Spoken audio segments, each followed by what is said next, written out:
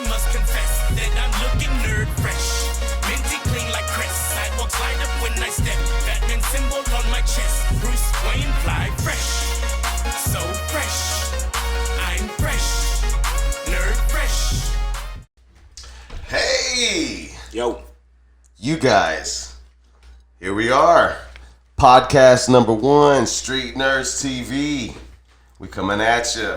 Trying to get you some better sound, a little different mix up in the content. So we just going ahead and freeball this one.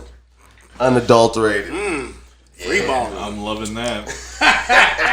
All right, so let's go ahead and I think start with the Black Widow trailer. That's the one that's making all the big rounds, having a lot of spots on the big game, and the next one that we get to see, the next big Marvel movie. So, everyone's reactions. Let's start with Man Casanova. Hey man, look. When I saw Taskmaster the first time with the bow and arrow, I was like, all right, we're going to get a Hawkeye. We're going to get a Hawkeye feature, cameo, whatever, because they've been alluding to Budapest for how long now? You know what I'm saying? So I'm sure we're going to get that scene. We're going to find out what happened. But then there's the whole flip at one of the latest ones. They showed that little double flip where he mocks her perfectly and you know what I'm saying, he matches her eye to eye real quick. It's that was intense. And then even the more recently one, before we spill into other topics, that Captain America shield flip, the way he and caught it, I was like, okay. And I know I had to talk about the antagonist first, just because that's what usually makes the movie. But yeah, that was dope. So that I know he doesn't look comic book accurate. He looks MCU comic book accurate. Yeah, I like what they did. How they've adjusted everyone else's costume. Because they make it look real lifey, in real time. This is what it would look like. In comic books, it's easy to draw up anything. Yeah, and I mean, we've actually had 3 skull-faced based villains in the MCU now. Yeah, we have. And they've all been very different. We've had the Red Skull, who is an actual skull, Skeletor type face, and then we had Crossbones, which was just a really ticked off guy that spray painted the.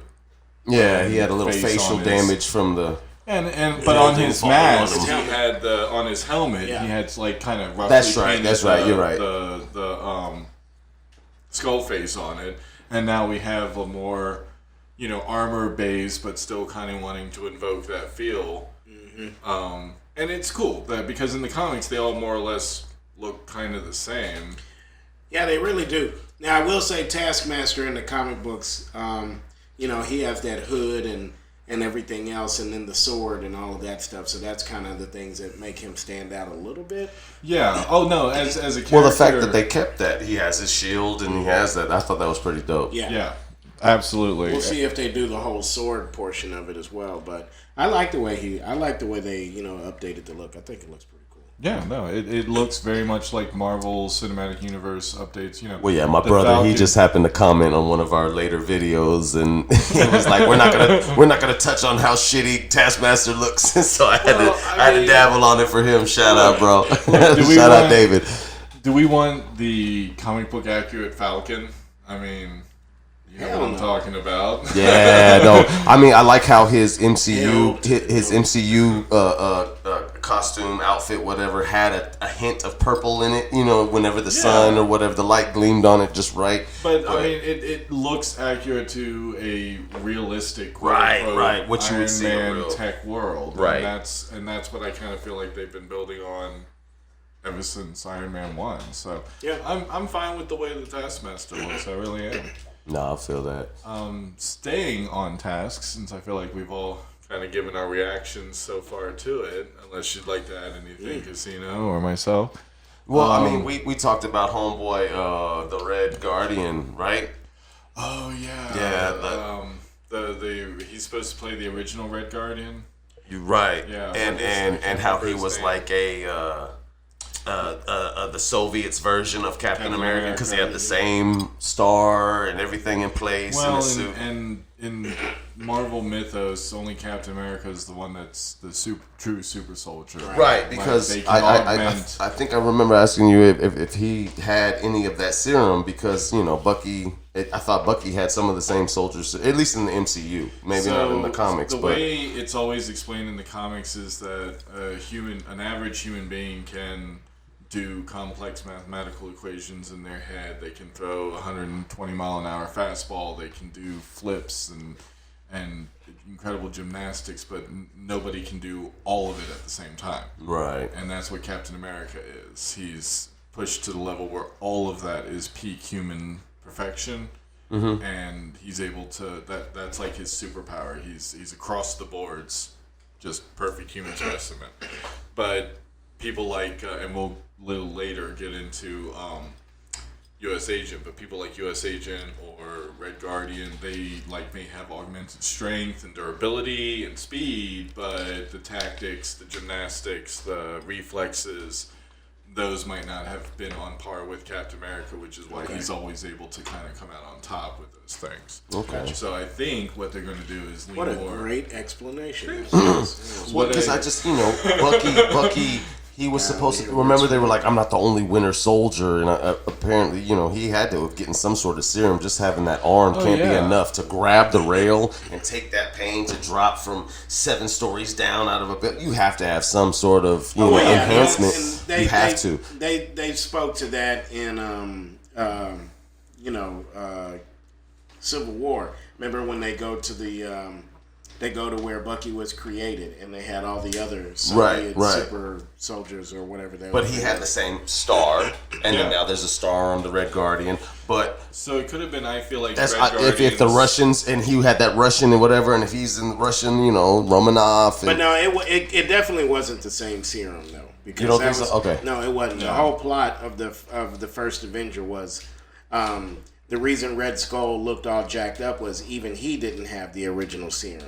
No one. Gotcha. So he has the only one-of-one. Captain America is the only successful super soldier serum from Erskine's formula. Okay. He's the only one that got the peak human perfection. Gotcha. All right. Okay. Everything else is a derivative or almost or not quite. Like I said, U.S. Agent's stronger than Captain America. Yeah. Really? Durable than Captain America. Wow. I didn't know that. They can juice you up. That's no problem. But getting everything that a human being can do across the board up to human perfection, they can't do that yet. Okay. You're either born a mutant, cosmic rays, or magic. What you call magic, white people call science. All right, so like homie was saying, theories. What do we think's gonna happen? What's gonna come of this movie?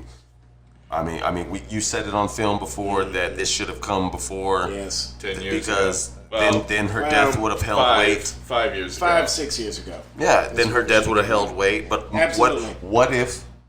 Not to impose my theory on you, but what if it's almost a Captain Marvel effect? Let's shoehorn in a quick little something before we tally her back here somehow or something. Like you think they're doing this movie in the hopes of bringing Black Widow and Scarlett Johansson's version of Black Widow back? Maybe with that whole time continuum, quantum realm. I hope they don't do that. It would be a big kick in the face to the fans if they did that. It definitely would. Right, it was only a what if. It's not my theory. It's not my theory. It's playing ordinarily MCU devil's advocate over here.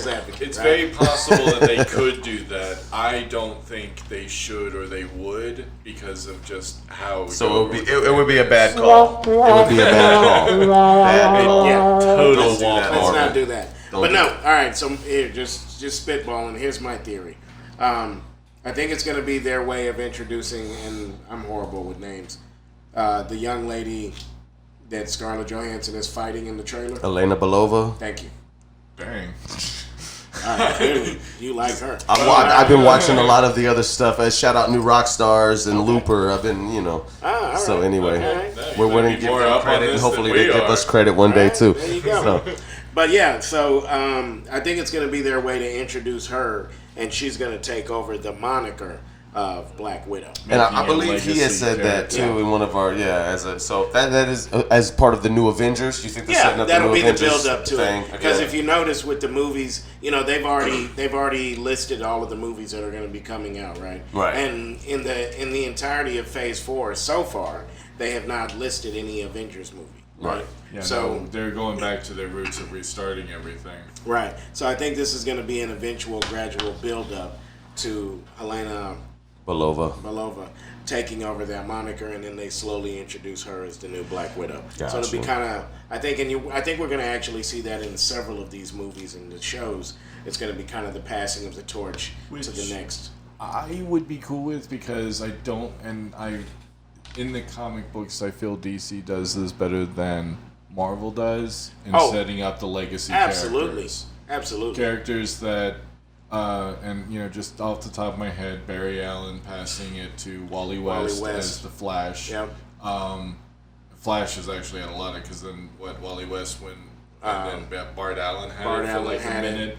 And there's even a future version of a daughter that gets it. So there's something to be said about a legacy character. I need to catch up on that.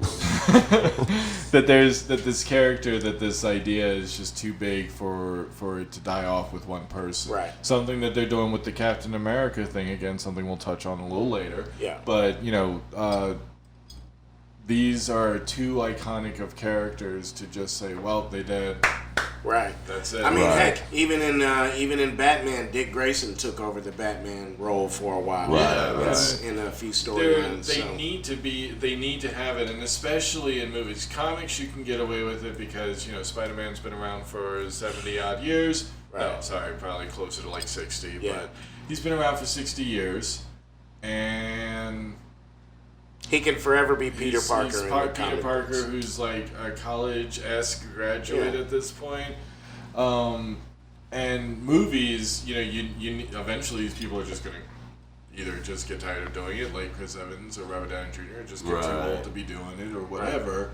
And if nobody's gonna stop a franchise that's making billions of dollars a movie. Yep. So you better start coming up with some legacy characters, and I think that's actually a good move for Marvel to be going into. And it kind of showed what been happening with the Marvel comics for the past about 4 or 5 years, maybe. With them trying to launch the Marvel, all new Marvel, and all of that, and kind of pass the torch on to the next generation that they've been doing in the comic books. And that's a direct effect from the movies for sure. As an avid comic book reader, and I'm just going to go ahead and get this on sound and video right now, I truly believe comic books should reboot their continuity every 10 years. Okay. That's it. I agree with that. You get I 10 agree with years. that. You got new generations. You got new generations. Someone who's reading them when they're 10 is now 20. Well, that's what I feel made Black Panther so great, is that they literally took from 4 different storylines and put it all together for one movie. Yeah, and that's 4 storylines that have been told over the last 30 or 40 years. Those storylines still exist. Just restart the universe, restart whatever. Tell the stories again, but just update it, polish it up, make it a little different. Absolutely. Maybe the villain doesn't start off as a villain this time.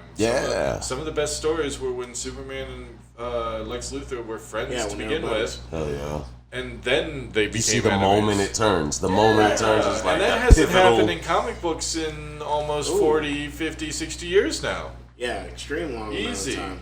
Now, we've seen it in other mediums, like TV. They did it Smallville pretty well and stuff like that, yeah. I think they also retconned it in the late or the mid-2000s, towards the end there, before they did Countdown to Crisis. They retconned that Clark and Luthor knew each other, but he wasn't Superboy or anything like that at that time.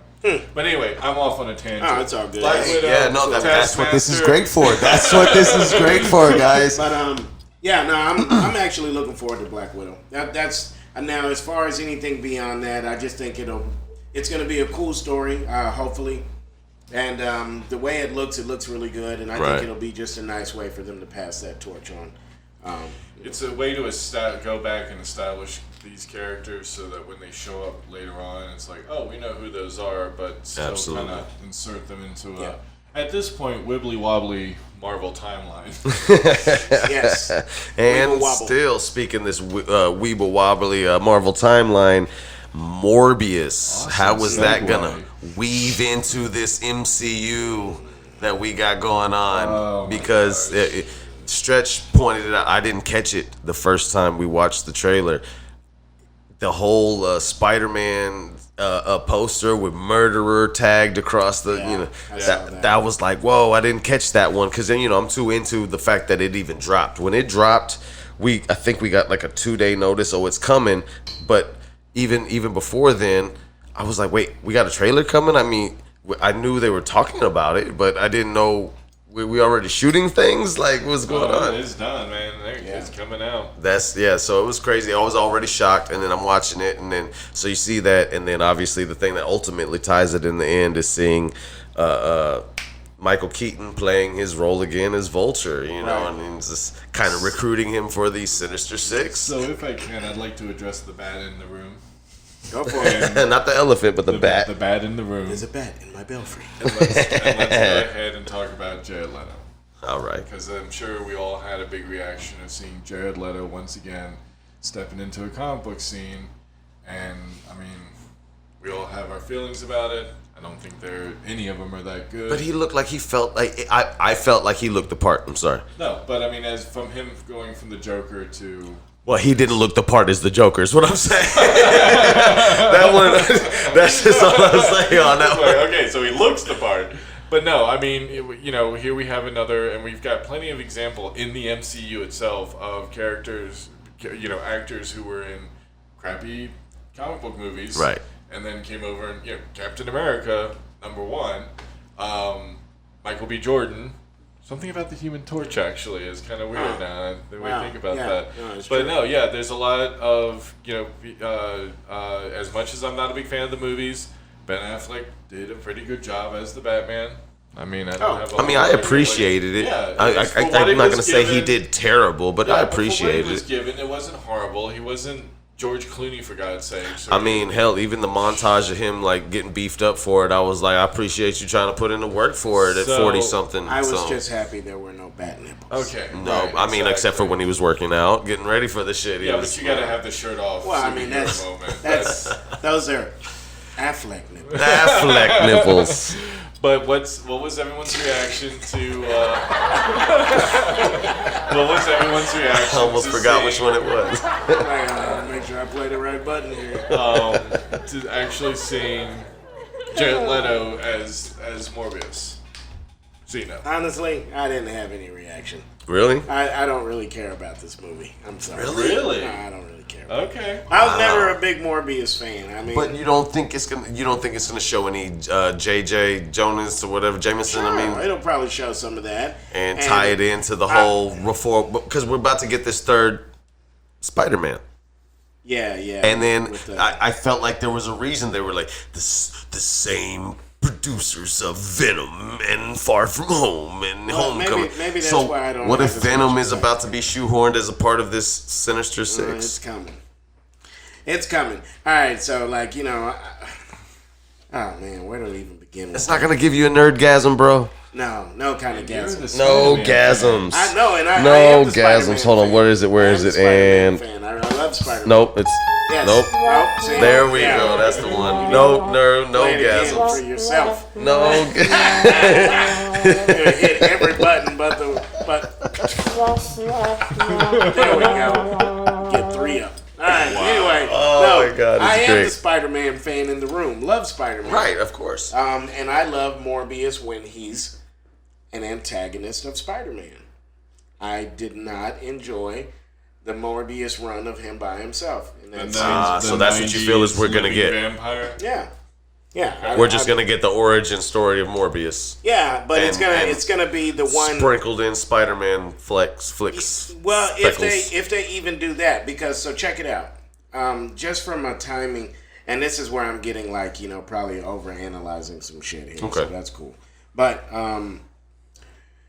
the timing of when this movie had to have been made, and then all of the other stuff that Sony and Disney have been going back and forth with and all of that. Right. I feel like when we watch this, a lot of that, anything MCU is going to feel very shoehorned in. Right. Just kind of forced in. Okay. From the little Easter egg we saw already with the murderer across that, it's just kind of like, okay, like I don't know what I'm watching here. I mean, but we've been kind of wanting to see Tom Holland against Venom, right? No. Not Spider-Man 3 left a bad taste in your mouth with Topher Grace. Why'd you do it to us? No, that was bad. I don't know why they. I don't know why. Topher Grace. Yes. Love Topher Grace. I love him, man. 70s show, but you're Eric Foreman, bro. You're not Eddie Brock. You're not, bro. You're not. I'm just gonna. This might be unpopular right now, but I was not a huge fan of the Venom movie. Me neither. Yeah, I'm sorry. It felt like Deadpool 1 did to me. It was Really? just like, yeah. I loved Deadpool 1 way more than Venom.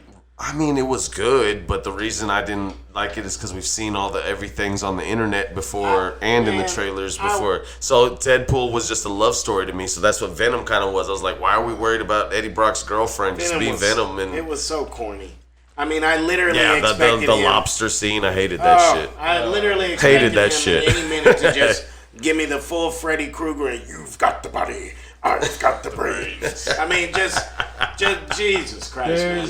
That movie let down. Yeah, there needs to be. First off, Eddie Brock needs to be, and I mean like Arnold Schwarzenegger level bodybuilder, like from the 80s. Like I feel that. He needs to be huge. I'm sorry, no disrespect to Hardy. Thank you. Although, can he learn to speak? I was about to say his voice drove me crazy through the movie a lot. Yeah. Since Nemesis, man, he's. Him and Russell Crowe are in a contest to see who can talk. Well, that's why in Mad Max he had like 3 lines. He had that mask on his face after Seriously. Like, pick an accent and stick with it or something. Boom. But shout out Elizabeth Olsen.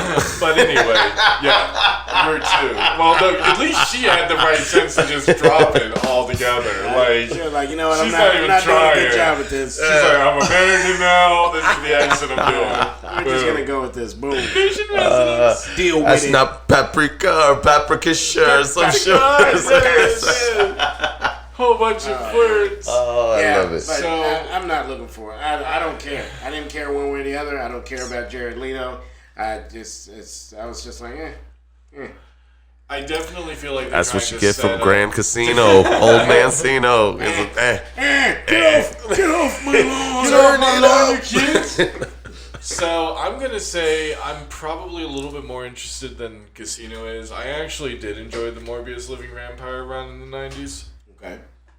It got a little weird. It got a little out there, but the idea, the concept of a virus, this was before we had the real onslaught of, vampires and, the viruses and the weird stuff. So Yeah, they the definitely crossing were of the kind of the science first with, ones to do it. Yeah. Right. No, that I'll give you. It was. And it was... And look what that led us. The stories were good. Some of the stories were good. Some of them were pretty crappy. He actually does end up teaming up with Venom at some point. Like, he does make the rounds. Morbius does? Yeah. See, I didn't get that deep into it. That it must have been when I wasn't let great. it go. It was not good. It was during Venom's Hey, San but I was still a Francisco fan. run. I was still a fan. But- But not to cut you off. It was called Venorbius. But But no, are you serious? No. I'm about to say, I'm green. Comics I'm got weird and dumb, but they never got that weird. But no, I think Jared Leto can do this better than he did the Joker. Amen. Okay. I still don't know if he's going to, because I feel like Jared Leto really wants to push the envelope, and I feel like either directors can. He's a method actor, so he Yeah. stays in the role the whole fucking So I time. don't know if directors just can not pull him back, or just he doesn't listen to them, because I feel like he pushes everything he does just way too far. And sometimes it's like, dude, this is still just a comic book movie. You're playing Right. Morbius, the living vampire, for God's sakes. Going around biting people on the set and shit. Wait, just let's pull it back a little bit. Maybe he chilled out for this one. I'm hoping. We haven't heard anything like we did for Suicide Yeah. Squad. He's sending all these crazy gifts and shit like But that. I'm just saying that even that stuff reflects in the movies that he does. Like it just he I don't know. In his he's a good actor. He is, but it just his Joker was just I don't know. It Over the top. Well, but then they did say they cut out so much of it. Well, isn't the Joker supposed to be? I don't know. That's a let me back out of that see, one. I'm just pulling us back into That's DC. a debate. That's a debate that will go on forever. What so you're looking forward to it. So any theories? Do you have any theories? This is them going to set up the Sinister Six.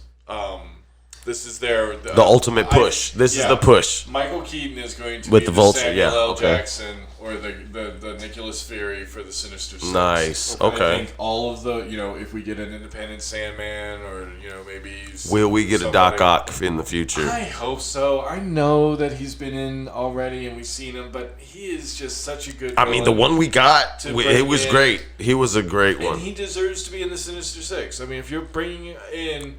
All right, What if we get like the Spider-Verse a female, Here's my a woman Doc Ock, Octavia or whatever. She would that would be cool too. Awesome. Just saying, Okay, cool. I just want to see the arms. Amen. Hey, true that. But some version of Doc Ock, All right. Mysterio, All right. Kraven the Hunter, the Vulture, the one we're talking about, Morbius, right? Morbius and Scorpion. Yeah, we did have Scorpion. Well, if Morbius isn't going to be a villain, then substitute him out for Electro. But I feel like they're already doing. Well, you had said Mysterio. Sorry to cut off, but who's gonna play him? Is it Jake Gyllenhaal or one of his crew? Well, I am still not 100% sure Jake Gyllenhaal isn't dead. I'm sorry. Amen. I mean, we did. He did. He didn't ask, is he dead? He asked, is this real? The illusions. Yeah, all illusions are shut down. off. Yeah. They've been making people look dead long before we had. Yeah, exactly. It didn't say anything about vitals. So. Whatever. I don't think he's really dead, but we did discuss at the end of the last. But I'm sorry. Say your list again, so we can verify. Casino had a great question. Oh, Doc Ock, some version of Doc Ock, Kraven the Hunter.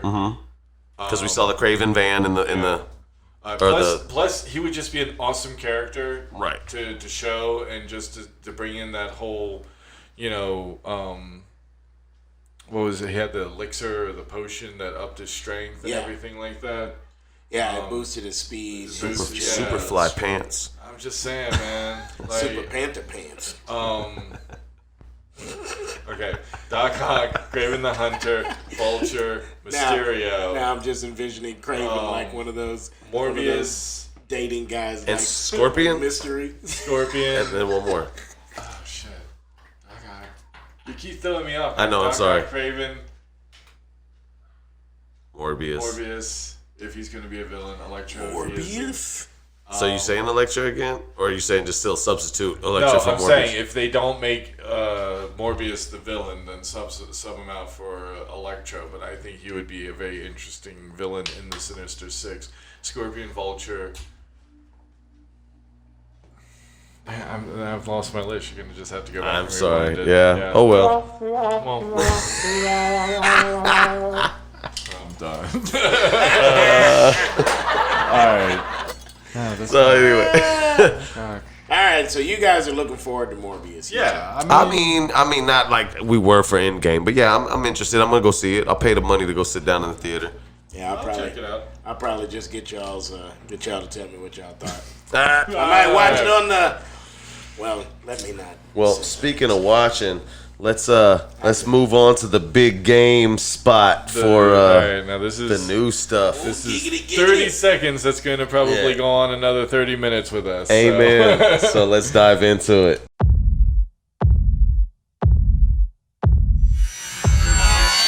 It's time.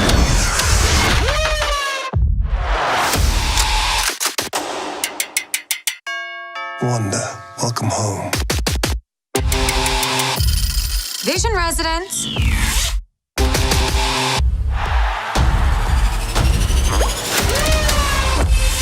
I'm gonna burn this place to the ground. And that's that. I think you got somebody, dude. I got somebody. Like back in...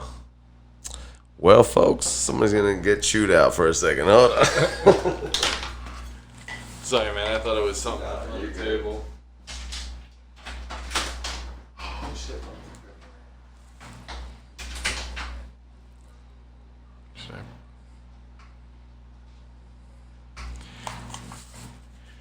Now we're at hour 30 of our discussion of comic books. This brings us into the late 90s era of Marvel.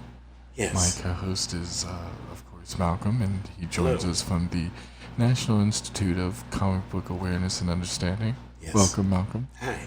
Hello. Thank How you are for joining doing, us on Justin? the show. No, it's very good to have you. All right. No, thank you for having me. No, thank you for joining us. Oh, no. It's been a pleasure. I appreciate you having me. My bad.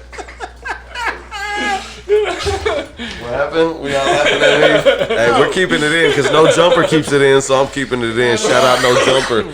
So You're gonna have fun with that one, man. I am. I'm gonna have fun with that I like that. one. What happened? It's just a little bit of NPR. We're doing our NPR. Y'all loving that shit. I tell you, y'all like the setup. I knew y'all liked the setup. Okay, so all right. Wow. That 30 shield. seconds. That 30 seconds is awesome. And then the little quick montage of different eras of sitcoms for WandaVision. Hold on. Anyway, I'm mad. I'm upset. Why are you mad and upset? I'm upset. Why? Falcon and Winter Soldier should be coming out now. you're right. Absolutely. Or next February.